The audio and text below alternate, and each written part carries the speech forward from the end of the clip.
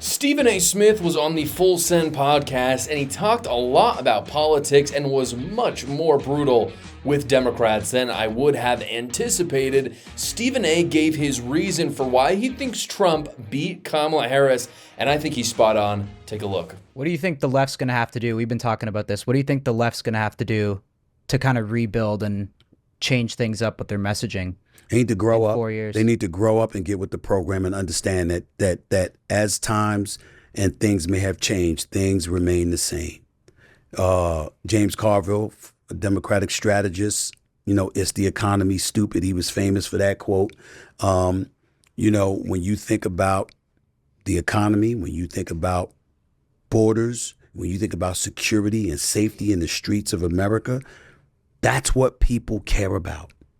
The Democrats tried to get us to care about other stuff. And it's not to say that folks don't care about those things, but they don't care about those things more than they care about money and safety. It really is that simple, and I do agree with Stephen A. that it likely will always be about the economy. I think it is, because if Trump crushes it with the economy this time, I think all of us could agree, just logically speaking, that it would be very likely that a Republican would win in 2028. And that Republican will probably be J.D. Vance or maybe Vivek Ramaswamy, maybe Ron DeSantis.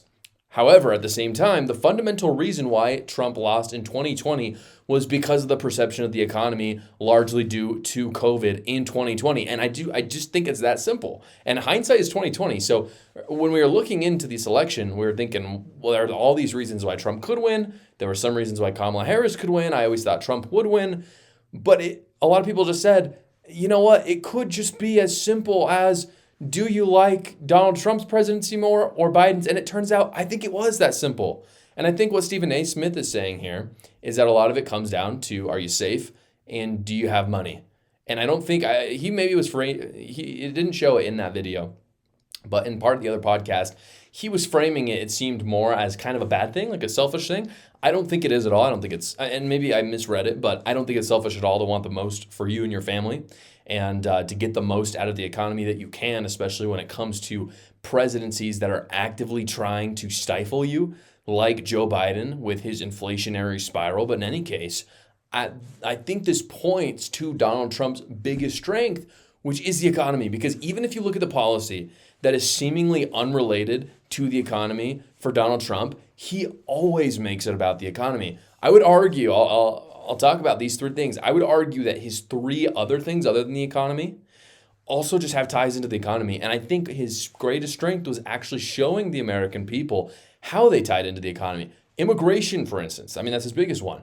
His argument was always that immigrants were stifling the lower class, that they were essentially taking the jobs of low-skilled workers and driving unemployment. So, and there were other reasons. Safety was part of it as well, but he always centered it on the economy. Foreign policy was the same way. Less wars means more peace, which allows us to actually spend time producing. And Ukraine, for example, one of the reasons why the Ukrainian war is a disaster, especially for our grocery prices, as we've seen, is because they produce a lot of our grain. And so what happens when the war starts? They can't produce as much grain because we are in a globalistic society now. We need it. We rely on it for low grocery bills. So I don't know if Trump explained that quite as much, but I think that is intuitive to Americans. And then finally, the last one, which I think is maybe the biggest one, and I think people did understand this intuitively, which is that he wanted to drain the swamp.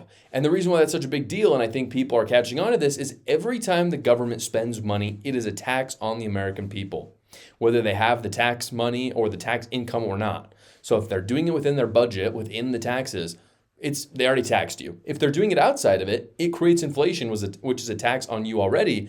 And so what he's doing with Doge, for instance, the Department of, I'm already messing this up. The Department of Government Efficiency, I think a big part of deregulating is not only so it doesn't, invade Americans' lives as much, but also so that government spending goes down. Therefore, inflation is not so bad. And again, at the end of the day, when people looked at the Trump economy versus the Biden-Harris economy, it was a no-brainer for them. When it comes to protection men, settling for that generic brand with the one-size-fits-all label, gross. It doesn't inspire confidence. It's not a good experience. It may not even offer that protection that you want. With my sponsor Caliber, they have 6 sizes to choose from, not one, and they make it very easy to start. And this is the best offer that they've ever run, I think. And so you're going to want to listen up. To get started right now, go to the link in the description below to order your free sampler. That's right, free. No upfront costs, no shipping fees like other companies will do. Just place your order and your free Caliber sampler will be on its way, and it's discreetly delivered to your door. What if it's not the right fit, you ask? No worries, let Caliber know within just there's a 2-week kind of trial period. You're not gonna be charged a single penny. And the best part is you don't need to send anything back. So it's very easy for you. Today, join thousands of Caliber customers that are improving their sexual fitness. Simply go to the link in my description to get started right now. Stephen A went in on Democrats in a way I was not expecting, since Stephen A is no Republican. It's really great to watch. Here it is. You're in office with your president, who promised to be a one-term president, who promised to be a transitional president and just a stopgap to pave the way for a younger generation. Then the Dems win the midterms and you feeling yourself and you say, nah, I'm staying.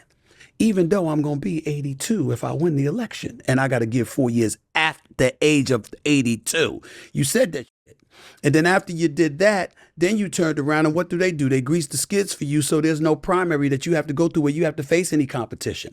Then when you show up June 27th for a debate where you look like hot garbage, they turned around and said, you got to go. So you get booted out, pushed out July 21st. They elevate the vice president, which I understood because obviously she's the vice president and what have you, and she should have been next in line, but she didn't have to go through a primary. Okay, so America is about dollars and cents, sure. But we also pride ourselves in a capitalistic society and being about competition. Well, when did they face competition? You didn't allow anybody to compete against them. You didn't allow leftists or Democratic voters to pick a choice between, you and a Dean Phillips or a Marianne Williamson or whomever else was interested, even a Bernie Sanders or somebody that may have come into play. You didn't give an opportunity for that level of competition to exist. So because you didn't do all of that, wait a minute, that's not our democratic society. That calculus that Stephen A is doing out loud right there is what I think a lot of Democrats did. And whether they voted for Kamala Harris or not, most of them probably still voted for Kamala. I think they're still pissed at how all of that went down because they knew deep down that Kamala Harris was handpicked.